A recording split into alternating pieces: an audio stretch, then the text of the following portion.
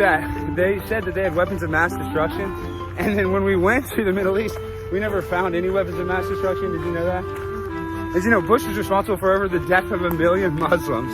He started a never-ending war in Afghanistan that still hasn't ended. It's absolutely unbelievable. But show me where the protest zone is. And did you know those Twin Towers, the way they fell is actually impossible. And to fall in 11 seconds like that, just so you know. And it was a false flag attack. It was actually planned in a thing called Operation Northwoods. I know, it sounds crazy. It sounds crazy.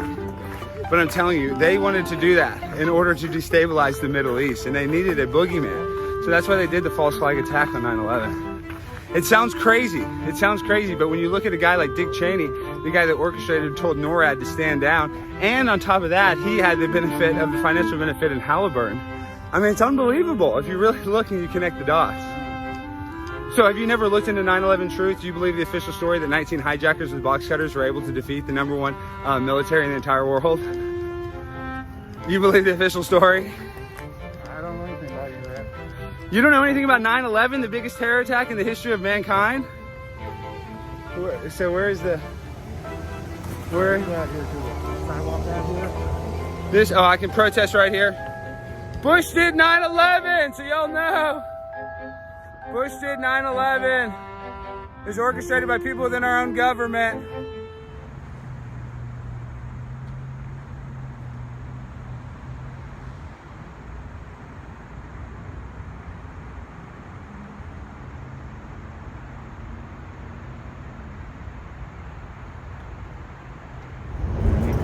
Happy September 11th, guys. Yeah. That's right. Today, Okay. today is September 11th. Yeah. We've got 19, no, so this is the 19th anniversary. Yeah. So next year is going to be a real shit show. I think next year is going to be a lot worse. Yeah. And I did go live on Facebook, and I made a video, an 8-minute, recording, where my attitude was like, is there a way that you could treat COVID in the same way that you treated 9/11 people? I mean, is there a way that even like conservatives who believe the official narrative were not being racist? Like, the media wanted us to believe that all of a sudden there was this, increase in Arab or Muslim attacks in your local communities, and that wasn't true. And conservatives came out and they were like, no, we're not attacking our Muslim brothers and sisters. We're not doing that. We just want to keep our country safe. So they believed the official narrative, but they were also not being racist. And the media was completely, manipulating the situation. Now, I'm sure that there were some people that were like, There may have been some one-off but they weren't, incidences, or that they weren't attacking people. But, Yeah. Because, people keep their nasty secrets to themselves a lot of times. They don't Right. turn it into violence like Right. it is. So, was 9/11 kind of your moment where things kind of shifted and you realized everything was kind of a lie? Yeah, but probably 5 or 6 years later. Later. Yeah. Yeah. Same here with Yeah. me too. I wasn't right away either. The In fact- day of, I think Yeah. we were all Oh, kind of, yeah. like, in shock. Yeah, it took me probably until somebody gave me a copy of Loose Change. Loose Change, right? The first video or the first documentary that was made. Yeah. And that's basically just showing evidence or lack of evidence. The Shanksville scene where Yes. there's no plane, there's no fuselage, no wing section. Right. Yeah. It's just a It's just like divot in the ground, and we're expected to believe that, believe. Right. Yeah. Yeah. Yeah. Yeah. For me, it's always been, I don't necessarily care. I think that it's more important to look at it as an attack. How do I phrase this? I was never intrigued by the so-called, conspiracy or the inside job kind of thing, as much as the fact that it happened and that it was done to us by our own people. Right. I think that was the most important takeaway for me. And, hearing a lot of the people come out like, a couple of years ago, Julie played a video where an engineer who does a lot of debunking or a lot of like forensic type of investigation was like talking about all the cars around the scene, how they were, manipulated to look like they were placed there to make them look like they had like caught on fire Been and toasted or whatever. Right, exactly. And so it was like she was like, this is like a movie set. It is. This is none of this tracks with like how it would actually look if it were actually on fire. Right. And so that was very interesting to me. And the engineers and architects that have come out. What I think is the best thing that came out of San Francisco ever is Richard Gage. I think that's his name. Yeah, Richard Gage. I've seen him a couple times. He is like he created architects and engineers for 9/11. It's a 501c3, which means it's a nonprofit, and it's a legitimate nonprofit. Yeah. And it has a staff of like lawyers who are and engineers. 3,000 engineers have come on board to debunk the official narrative of 9/11 that brown people with box cutters took over our planes and slammed them into buildings. Yeah, I know, that one always just confused me. Yeah. It's like, really? Yeah, come on. With a box cutter. Right. Yeah. I mean, I know they're sharp, but come on. So I think that like ultimately what we're looking at in this country, in my opinion, is we can go back to 1930s Germany with the first, there are many documented cases of false flags. Reichstag. Exactly. Or Reichstag. Is it Reichstag or Reichstag? So, where it was a false flag in order to justify the removal of individual rights and the suspension of civil rights and civil law and the suspension of democracy. And everybody looks to 9/11 for that suspension. Nobody ever really looks at all of the other kind of Reichstag events that have taken place over the years in this country. Yeah. Like random violence in schools or in movie theaters or churches or even synagogues, These are all events to terrorize society into giving up their autonomy, giving up their strength, giving up their rights, and to living under the guise of something else. Right. Well, so and live in perpetual trauma and fear. Right. That's where I was going. It's about setting the stage for more trauma and layer more trauma upon trauma. And after being in endless war for the last 18 years. 19, Yeah. At least. And so you get all these things compiled on top of each other, and then Americans who watch a lot of TV news are more afraid of the world than people who don't. Right. And and now we're getting this whole message of a virus that will kill you. Well, in we're your all sleep. terrorists. Right. Right. Yeah. We're all You're a terrorist now. Yeah. You Absolutely. you could be a vector for a deadly disease. Right. So every single one of us on the planet is now what Not Muslims. wearing masks. Yeah. And- And is what Muslims have been, lifted up as since 9/11. So now it's all equal. Yeah. And that's what they mean by equity in these Orwellian terms, is that we are all now equally considered, terrorists. That's what they mean. They, the propagandists and the billionaire ruling and the class. the billionaire working class. They're working hard to fuck us over. Yeah. Yeah. And to hate each other. That's what's really sad about this. It's like, Well, it's funny too because you hear the common good argument in all this, and it's like, your mask protects you, and my mask protects, or whatever it is. My mask protects you, your mask protects me, and you need to do it because you might kill grandma, and it's we all need to do our part. We're all in this together, and so it's like this common good argument, right? But the other thing that the common good has brought about are public stonings, public hangings, and the Public town, shaming. and then public shaming via the town square stockades, right? So, these are things that have been done in the name of the public good as well. Right. So we have to really witch consider. hunts, burning witches. Right, burning witches. What's for the public good? Drowning witches. Right. So it's common good, and they can build a bridge out of it, and Yeah. Yeah. Right. but so it's important to keep those things in mind, this whole thing is just another 9/11 that's being pulled on us. It's something that people believe and will believe because the press and the media say it enough times, right? Right. And even those who don't buy into the 9/11 narrative are hoodwinked by this current. Yeah. Exactly. Yeah. Yeah, so even COVID. that is actually a really good point. You were mentioning that before, that the very people The person who woke me up was who helped you realize that it's just not forensically or scientifically possible to do what the official narrative says regarding the towers and the planes into the buildings. You have to suspend your belief in science. You have to suspend your belief in physics in order to believe the official narrative.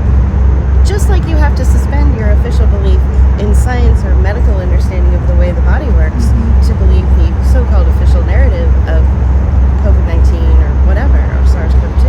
Right. So it's the same thing. And those people that woke you up to 9/11 are completely falling for that narrative. It and is, it's just shocking. But I think it has to do with how Americans are especially Americans, because I'm not seeing Americans come out in droves the way I'm seeing Spain or Berlin or the UK come out in droves. Because Americans believe that they are, what's that word when you're special? Exceptional. They're very exceptional. So they have this exceptional, superior attitude about things, and they actually believe, people who barely passed the 3rd grade that are wearing masks, now suddenly they're doctors, they're nurse practitioners, and they're saving the world. Yeah. You know what I mean? And the so narratives, the narratives that come out of this, like all the droplets and all that bullshit. Something I want to go back to 9/11 real quick. Something that I saw today and yesterday was a marquee that said basically, we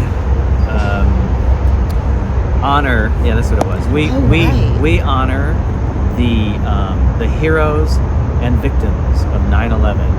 And I was thinking to myself, so that's how you break down the world, basically. You look at the world as heroes and victims, Right. That's a very American thing, too. And it's like, but what about the survivors? Right? We're by placing the word victim on somebody or a hero on somebody, you're putting these labels on people that make them something that they're really not or ever would want to be. Most people wouldn't call themselves a hero. Most people wouldn't want to be called a hero. Right. And nobody wants to be called a victim unless they have that mentality about on themselves.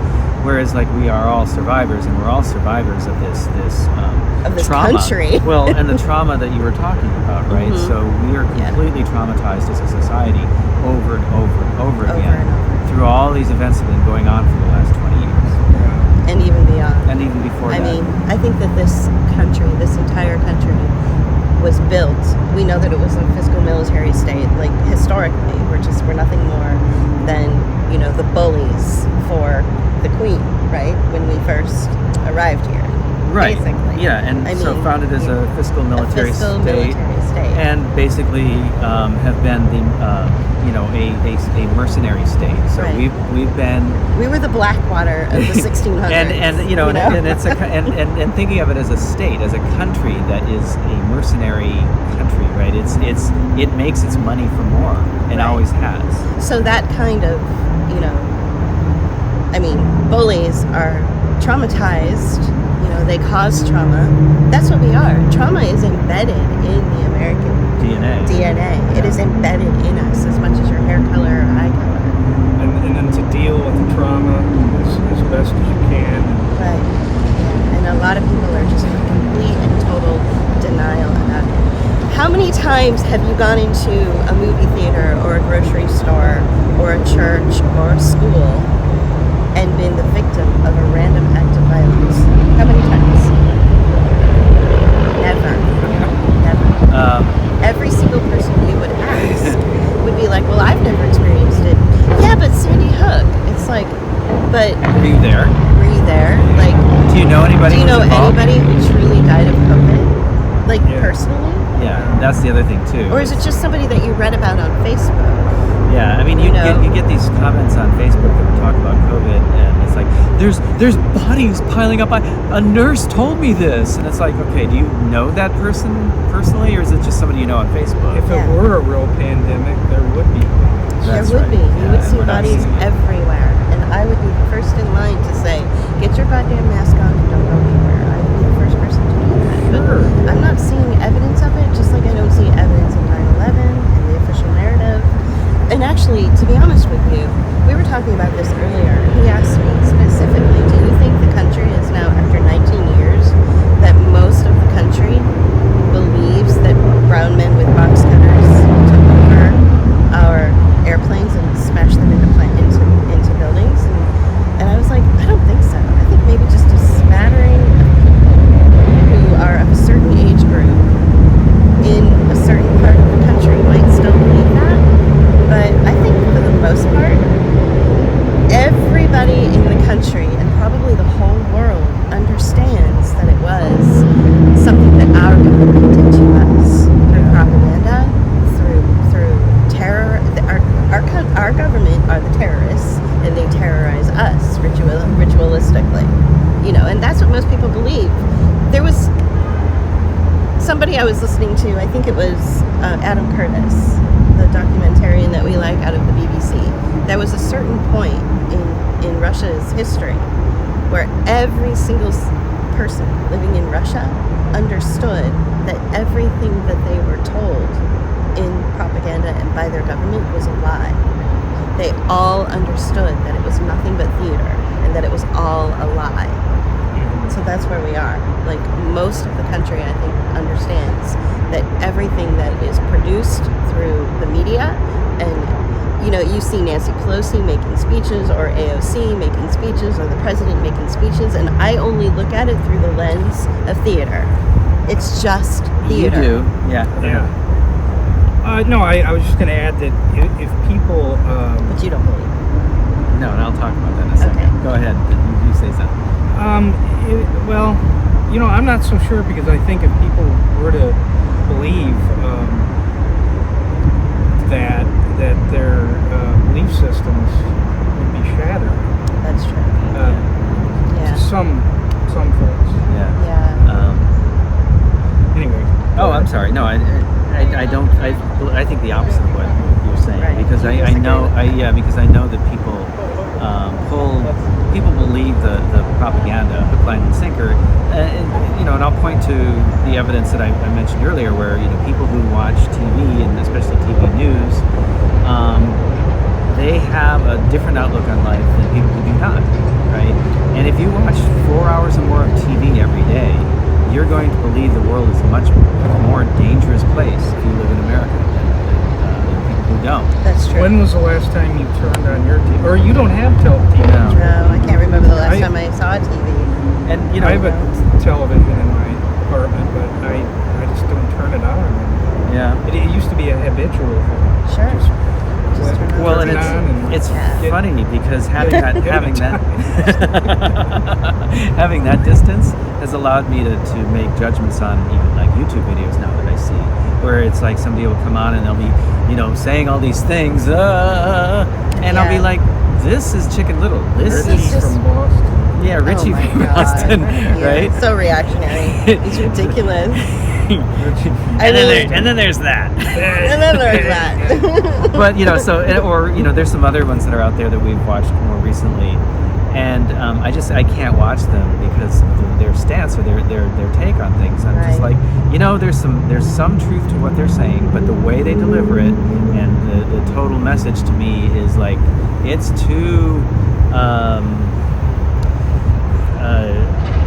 not reactionary, but just like, you know, upsetting. They're too upset, and it's too, like we always say, Yeah. Chicken Little-y. Yeah, we can't filter the information through all of their like emotion.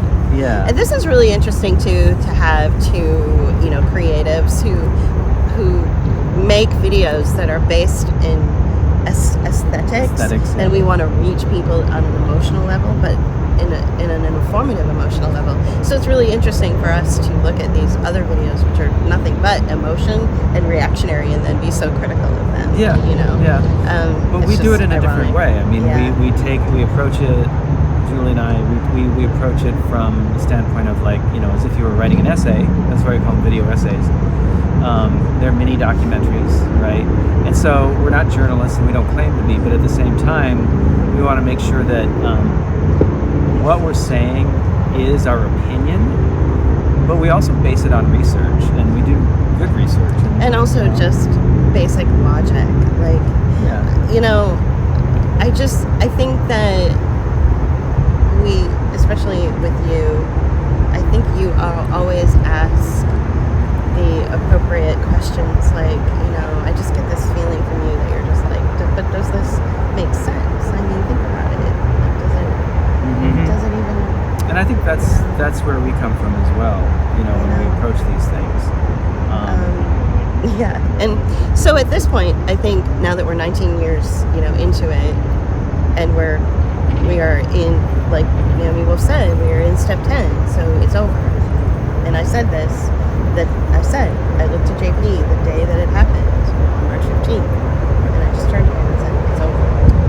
Yeah. It's over. Like, it's really over. And this is those two words, whether you're in a relationship and you look someone straight in the eye and say, it's over, is so crushing. It's such a huge blow to your belief system. It's such a huge blow to that innocent, wide-eyed, you know, love of your country, love of your government, love of your favorite candidate.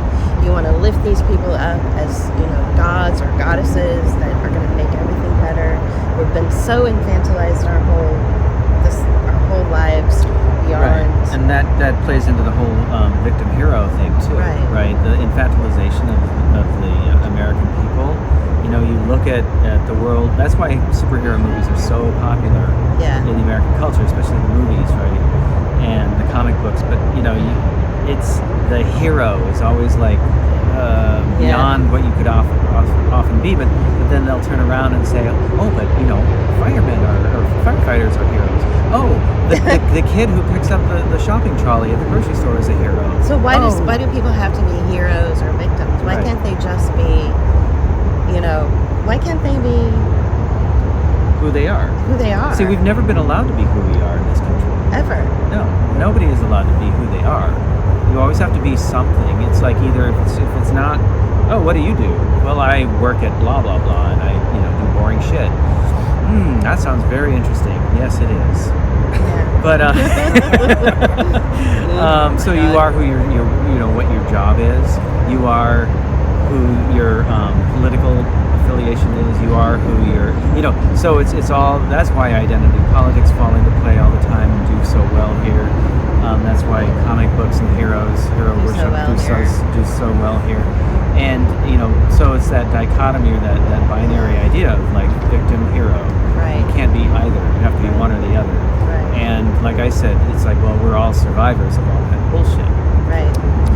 Well, it's basically like Alex Stein says with Conspiracy Castle. You should check him out if you haven't. He's really funny. He's funny. He's just funny. Oh, is that the guy that funny. was in Target? Yeah. And, he's like, come on. and he's just smiling really big. Yeah. whole Put the time. mask on his eye. On his eyes, yeah, right. He's like, come on, it's trauma-based mind control. It's trauma-based mind control. Like Stop this. half the shit I don't believe from him, but like But there's he's some other stuff crazy. that's Yeah, hilarious. he's hilarious. Yeah. But I guess the point that I really, really wish that we could get to, that I wish we could push ourselves even further, is to go back to that time at 9/11 where it was like you look around and you don't see the hate crime towards the Muslims that the media is telling you that there is. If there was hate crime, it was very, very one-off, and it was probably something. It didn't have anything to do with a hate crime against a Muslim. It was probably some other thing that caused whatever the violence was. It was very rare. And the more people... It was probably at the hands of the FBI more than anything. Yeah, or it was curated or created or fabricated. Right. So can we, it's like those people who were so concerned about the safety of Muslims, after 9/11. I wonder if those people can come forward in the age of COVID and be so concerned and care for the victims of COVID. Like the actual victims of COVID. Like the victims of, like we've been victims of hate crime in the age of COVID. Right. You and I have been. Yeah. So who's advocating for us though? Like we've been actual victims of hate crime. You know, so well, or the right. The folks that were in care homes, you know, the elderly who were murdered pretty Yeah. much by bad policy that was, you know, set up to kill them. Right. So they were under murdered. under the guise of, oh, you know, this So we have to mysterious clear virus. out. We have to clear out old folks' homes and hospitals and shove all of the old people who have compromised immune systems in together. And if somebody even gets like pneumonia or the cold, then everybody dies, and it's not really COVID, but we can say it's COVID because we know we get $29,000 or whatever it is per death. So that was basically murder, murder for money. It's the murder industrial complex, the murder of old people industrial complex. You know, the hospitals are ghost towns. yes, right? and the hospitals are ghost towns. Personal experience with that. Went to the hospital right after COVID, or right around the time that it was, you know, being propagandized and coming up in the media, and departments were closed, lights were down, doors were locked. Like usually it's a bustling, I mean, come on, Pittsburgh is, the University of Pittsburgh Medical Center has taken over the steel industry. So here we are at the hospital industrial complex in the city that the only reason it exists is because it has that complex, it has that industry, and yet it was a ghost town. So what does that tell you? Yeah, and especially we ended up in an area of the medical facility that was a cancer wing, right? And the little cafe was like, I mean, like you said, it was dark. I mean, literally, they were like, lights were down. Yeah. The cafe, you know, they had the tables all spread out, but still there weren't that many people there getting coffee. A friend of mine went. She had some kind of. She went into the local hospital near our house for some injury she had or something, and she texted me and she said, "It's a ghost town in here. I thought it would be all COVID patients." You know, so that is actually a very good point. What we are told on the media and the graphs, the fancy graphs and the numbers and the statistics and all that don't match what's happening in the real world. Yeah, and at the same time, they will put out graphs that will tell you the real information, but they hide it in like hard to understand numbers. So, for instance, they'll give you the numbers in a way that you have to, figure the percentage and then compare that to a given number of people, right? So you actually have to do the math. Right, you actually have to work to understand. To understand the data or the information coming across in the what, 40% of Americans don't think beyond a third grade education, so they're not willing, if they see something like that. And then you get things like, well, we surveyed people and we found that 80% of the people we surveyed believed this. Well, it turns out that those people you surveyed were like 2,000 people in a specific area of the country that all kind of believe the same. You didn't ask, the 230 million people or 280 million people that live in this country, and then 80% of us believe this thing. So you take a small sample. So all of those things where surveys say, or field studies and all this stuff, you gotta throw that away too, because the thing I was thinking of was how the New York Times is always putting out incorrect information and propaganda that people eat up. Right. And yet they will tell you the real information, but again they hide it. They hide it in these kinds of graphs and charts that again hide they take the data and they obfuscate it, so that when you do actually do the work and you look at it, you're like, these numbers are really low, and this is coming from the New York Times. And then you point that out to people, and they're like, oh.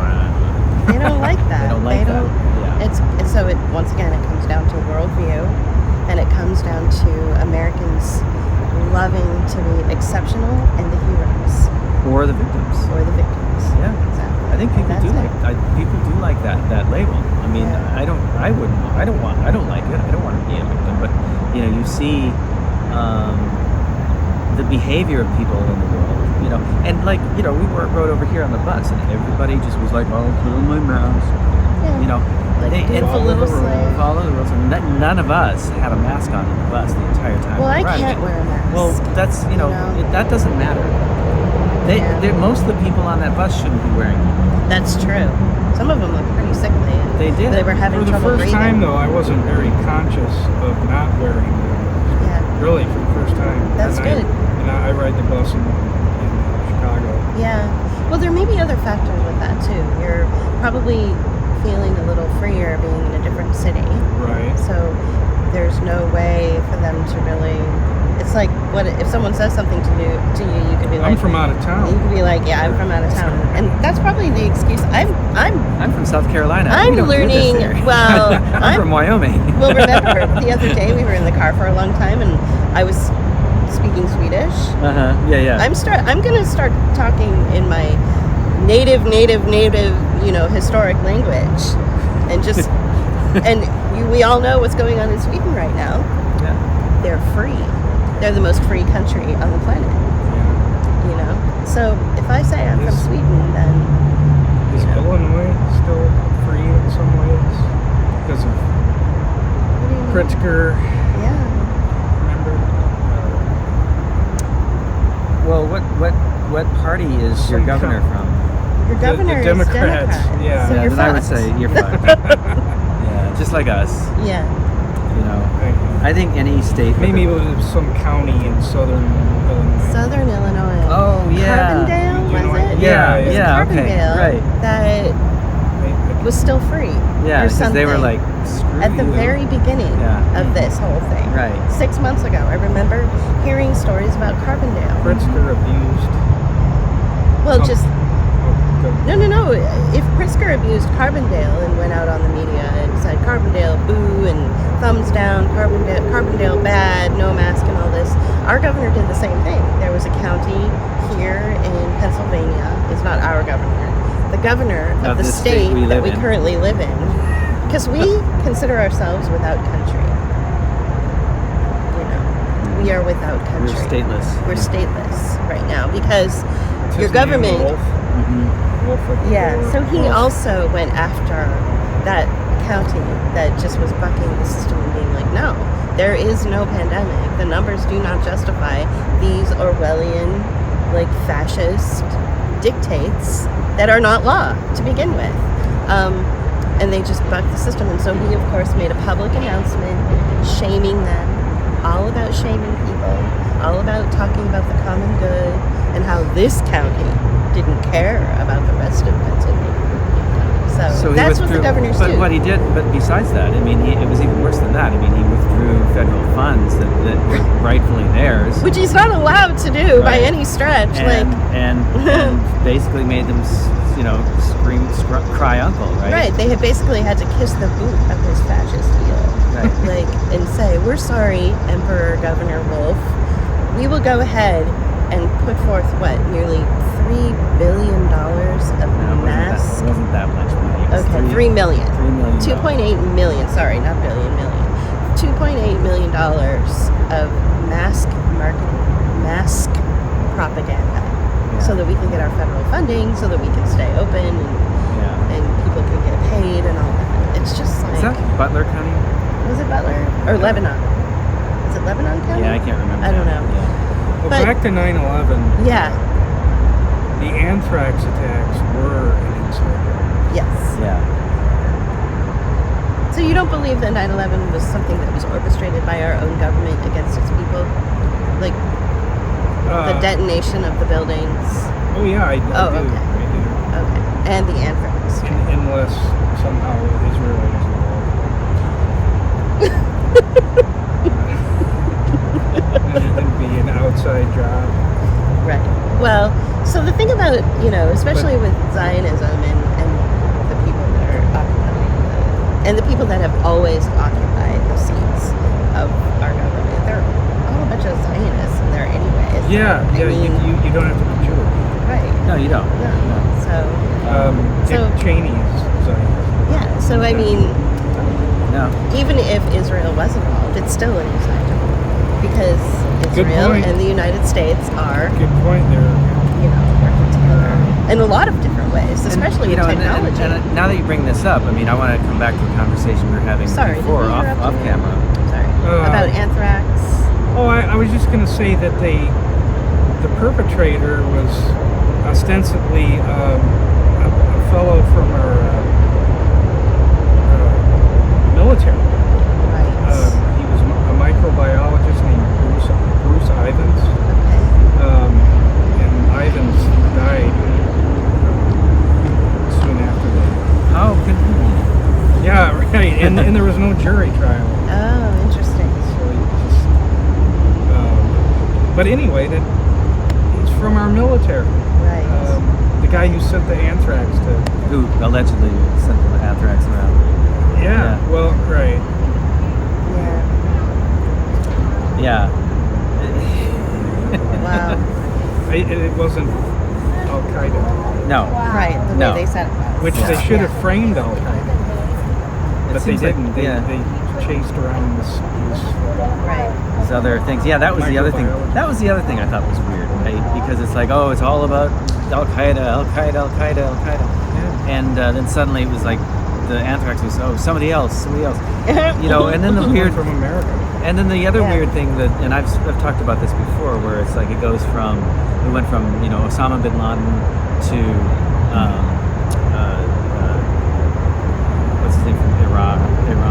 Saddam. Saddam Hussein, Hussein. right? So it went from Osama bin Laden to Saddam Hussein, like this really interesting transition. Yeah. How they stopped talking about Osama bin Laden and started only talking about Saddam Hussein. So what are they going to transition with COVID? Well, there's a lot of things that are going on right They're now. going to transition from COVID to the Green New Deal. Right. Yeah. We're seeing the transition is already taking place from COVID to carbon. Right. So all the more reason that you need to wear a mask, because your breath is carbon emission, and So- you are killing the planet. So is it all really about global warming? Not at all. No. It's And about Or depopulating the climate planet. change. so there's a couple things going on here, and I want to talk about this in a video that is going to be coming up from us. But it started out, the conversation in the 90s, late 80s and the early 90s, was global warming, right? And then suddenly it became climate change, and all the liberal pundits who are like pro-green are like blaming that change on a Republican politician. I don't remember the guy's name. I'll look it up. But A Republican politician? right, they blame him for coming up with climate change and suddenly changing the narrative. Like, oh, this Republican changed the narrative, when really, they embraced it. I thought Al Gore changed the narrative with his stupid movie. He did. But see, that's just it. Which I liked He didn't- at the time. At the time, I of did course, I too. was like horrified when we all walked out of Yeah, the theater. We were right. like, "Oh my God, we're gonna die!" Right. When Well, I know. A few years back, when we saw that quick clip from the RT network, and we went live, and we were like, "You guys, the planet's gonna burn up in 5 years." Yeah, I know. And And Micah Tropoli from San Francisco was like, "You guys are really scaring me." What the hell are you talking about? we were really bummed out. We really believed it at the time. But, so When was gullible. this? 5 years? Yeah, 4 a or few 5 years years ago. ago, Yeah. Anyway, so it that narrative they allowed. So first of all, they allowed it the name to get changed. Second of all, they embraced it as a name change and continued the narrative of like climate change and carbon emissions being the problem, when it used to be called environmentalism. Right. And it went from pollution to all of a sudden now it's carbon. Right. And nobody talks about air pollution, water pollution, land pollution, whereas actually that's the real problem. Pollution That's the real problem, is is the pollution. issue, not Yeah. not carbon emissions. And carbon is going to be used as a means of financializing us, just like our health data is going to be. They're going to be able to rob pension funds in order to pay for investments into carbon neutral technologies like wind and solar energy, but also carbon sequestration plants, Right. which is there's no proven science, like other things that are around right now. There's no proven science. That they're going to sink tons of money and tax money into, and the investors are going to make the money back, and the states, the governments are going to be holding the bag. So again, the narrative was shifted from environmentalism to global climate change, and the ice caps melting, and polar bears perched on a tiny little piece of ice. Whereas that narrative has been going on for 20 years. Oh my God! Right? Yeah. And have you seen? Again, it's like, do you see evidence of it? And it's like, well, no. So the river should be up to where we're sitting right now. If there was really climate change, we would not be able to sit here on the river. Not the way they're talking. Not the way they're talking. But so the point is, that's also anecdotal. But and also, I mean, I did a video like long before COVID where I said, if there is, this was right when we did Greta Sales, our little 4-minute cartoon, where we talked about everything that he just talked about, how they're going to be financializing nature. They need your pension.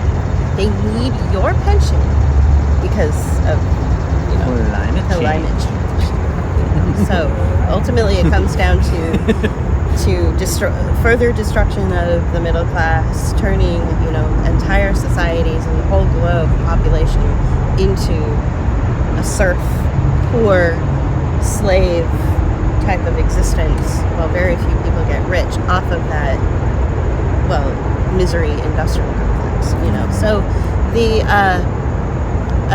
but one of the things I noticed was that all of a sudden you had Zuckerberg and Obama's and actors and various other people with means buying islands and buying places that were on the water. And I was like, well, this goes in direct conflict with the so-called sea level rise. Right. Why would they be doing that? Yeah. So it's been very confusing. It's been a very confusing, because remember, the narrative was always like, you have to leave San Francisco because it's on sea level and sea level is rising, so you better leave. Well, now they want everybody piled into these dense cities because of sustainable development, and they want to put them into smart cities. Right. Most of the cities are on water. And most of the cities are on water. Seattle, Portland, San Francisco, Chicago, San Diego, Pittsburgh, Boston, Philadelphia, New York. all these cities that they want people packed into, and to create a smart grid, and track and surveil and make money off of them, usually through their bio data. You are now a perpetual sick person, and we're going to make money off of that. Is basically what it is, and putting them in little pods, and that's your existence. They want them in these cities now. They want them packed into these, where every little thing that you have in your life is a way that an industry can make money. So there will be the Airbnb equivalent of renting out your living room for meetings. And it's all about the common good. So this common good language needs to come in and support those sustainable development models. Right. So if you don't open up your living room to complete strangers so that a corporation can make money off of you, what's wrong with you? You're a bad person that you don't want to open up your personal space that you've worked so hard to get. So there's a lot of stuff going on, and it kind of started before 9/11, but it came to a surge. 9/11 brought it to an actual thing, compact, okay, now we have something to work with. So before 9/11, it was just this idea that they were throwing around, the misery industrial complex, excoriating human beings for profit, and all this stuff. 9/11 gave it shape. 9/11, by pulling rights, TSA, all that stuff, open surveillance, the assassination of American citizens without due process, thank you, Obama, all that stuff, the closure of civil rights, all of that stuff gave it a shape, okay? And then that package was handed over to Orange Man Bad. Right. And now he can just play with it and do whatever he wants with it, like he's an emperor or a king, and people believe that he's out to save us. He's not. He's part of the whole contraption. And then on the other side, they think that he's responsible for everything. Right. And it's like, no, neither of those narratives are correct. Yeah. Right. Every single person that you see, whether they are Republican or Democrat, given giving a choice to you who are maybe on very, very local levels. Every single person you see, especially in the federal level, is in on it. You know? We have criminals. Criminals are running. We have a cabal, and a coup d'etat took place, and they solidified it. And I think a coup d'etat probably took place long before COVID, and long before we were all quarantined like prisoners. I think that you can point to the Clinton administration as being that sort of the beginning of that. And so we were all prisoners to begin with in the 90s, but they just let us believe we were free. Well, and now they're like, guess what? You're not really free. Put your fucking mask on and get home. Now that I bring it up, I think that we mentioned this the other day that what's going on with the election this year is a mirror image of the 2000 election, where you had this. We will probably see, and I'm going to bring this back up. We talked about this last week on Bookmark, that you're going to see a mirror of 2000, where there's this problem with the election, and nobody knows who the president is, and everything's going to be in chaos, and they're going to be blaming this and blaming that, and looking at this, and hanging chads and all these like bullshit. Same thing that happened in 2000. So it's going to happen again, and I think that is a good point where you can say this is probably where the coup d'etat began. Right. It began in 2000? after Clinton and the beginning of Bush, because a year later was 9/11. Right, exactly. And Bush had to be in office during 9/11. What about Waco in 93 and then Oklahoma City in 90? Those were practice runs. Okay. You know? All of that, and all of these little incidents that take place throughout, our cities and neighborhoods and towns, like movie theaters being shot up by men with funny colored hair, or children being shot at in school, or synagogues or whatever. All of these are just little tiny practice runs to keep us traumatized, to keep us addicted to the trauma. Remember when you couldn't wear a mask into a bank, and now you have to? Yeah. All of this stuff. But so here we are, September 11th, hanging out with our friends, just having a conversation, and we just I think it's been a good one. Do you guys have anything else you want to add to I had a question for you. Did you have a thought? No, not currently.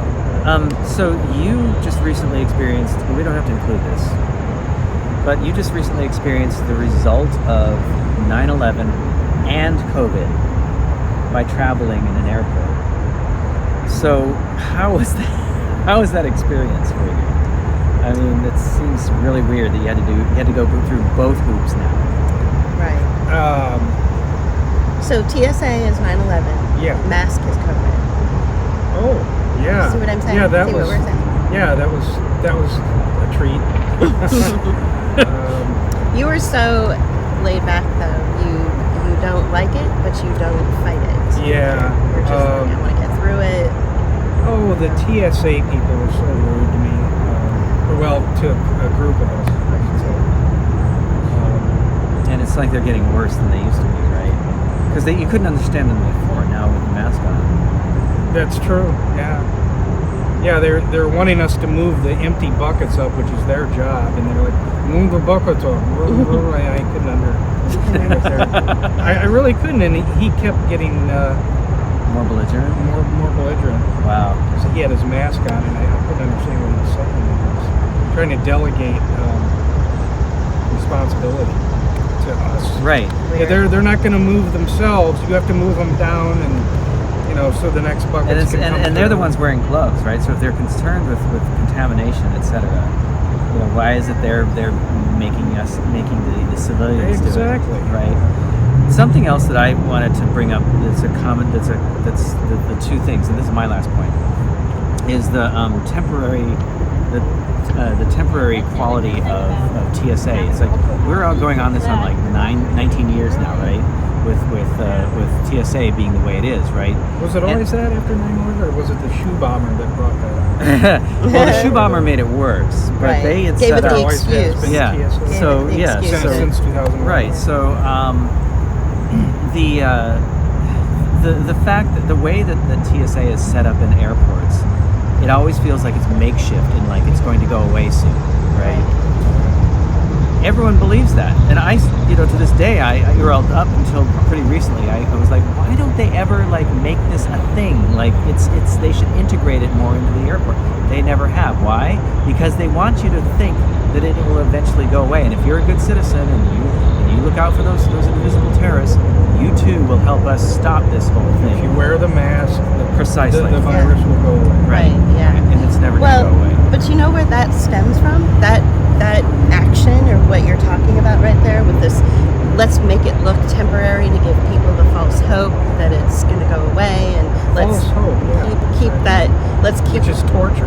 Right, which is total torture. Let's keep the mask on and keep telling people that if you wear the mask, the virus will go away, and all this. So all this, you know where that originally stems from? That comes from the way the mafia or the mob would set up construction areas and have constant construction going on a building to force people out of the building so that they can take over the building at a cheaper cost.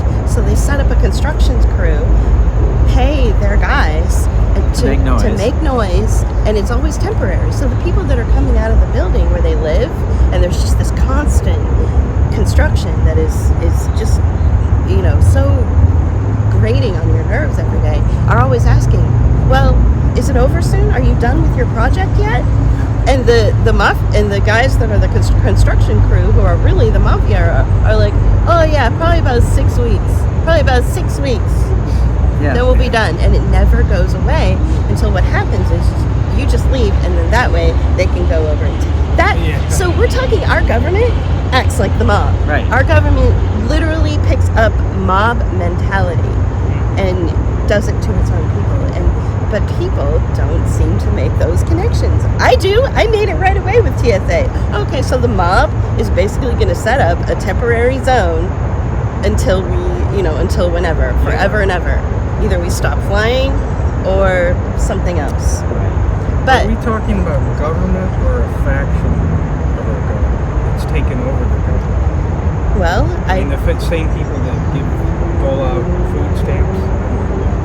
So those people are the managerial class, that the people who are pushing the buttons or pulling the levers to make it so that you can live in affordable housing or get your SNAP benefits or whatever it is that you need to get.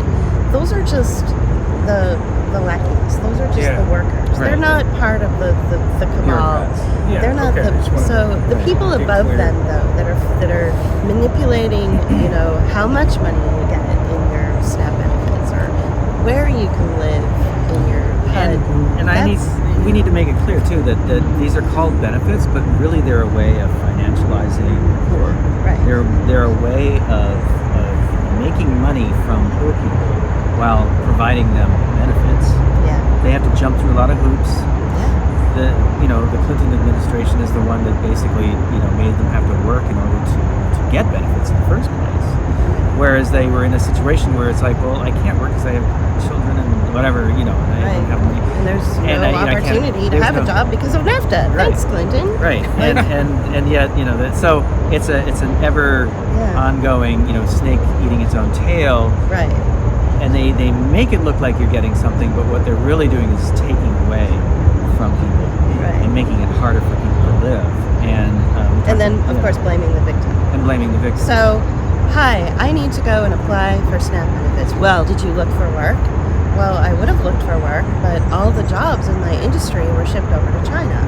Well, that's not our problem. You should be able to find work. And besides, you're making too much money from your welfare checks. Exactly. So it's this victim blaming, and then when you're blamed for something, okay, psychologically speaking and emotionally speaking, when you're blamed for something, your immediate reaction is to come to your own defense. Don't blame me. I worked really hard. I did all this stuff. I tried. I did. And you're making excuses for yourself. So when you're being blamed for something, always remember that the person doing the blaming is always the one at fault. And so just put it back on them. It's not my fault that you decided to take all of the blue-collar jobs and all of the real jobs and ship them off to Mexico and China. It's not my fault that you decided to do that. Right. So anyway, that's not really about 9/11, but But I think all of these conversations, they intersect. They do intersect, and like I said, before 9/11, it was an idea that hadn't been conceptualized truly yet. They were putting it all in place. 9/11 gave it an actual thing. It was like, oh, here's the shape of it. Here's how we can present it to society. And after 9/11, we have COVID, and what's coming next is not great. I didn't even put it together this morning that it was Friday, September 11th. Oh, I know. Yeah. I kind of forgot about it too, except that I was paying attention to this one kiosk or billboard that I saw recently. Right. It was an LED display. The ones that said, remember our heroes and victims, yeah, and it's like, and I that's also all we noticed- are is heroes and victims. Right, and I noticed that all the the flags were at half-mast too. Oh, okay. The flag. So, yeah, it was good. Well, thanks for joining us. Hey, Yeah. no problem. Yeah, it was fun. It's good. Thanks for listening to us chat. Sure. In real life this time. Cool. Cool. Thanks. Thanks. Bye. Bye. Book of Hours is determined to remain an essential platform that offers a creative interpretation for lockdown skeptics and experts who have been censored by mainstream press. Thanks to your donations, we can carry on doing this essential work as working artists. These big issues of the day are vital and need to be heard. So please share our videos, subscribe to our YouTube channel, make a one-time donation on our PayPal page, but most importantly, please be a part of our team on our Patreon page. Go to patreon.com/bookofhours and hit the blue button titled Become a Patron. Thank you.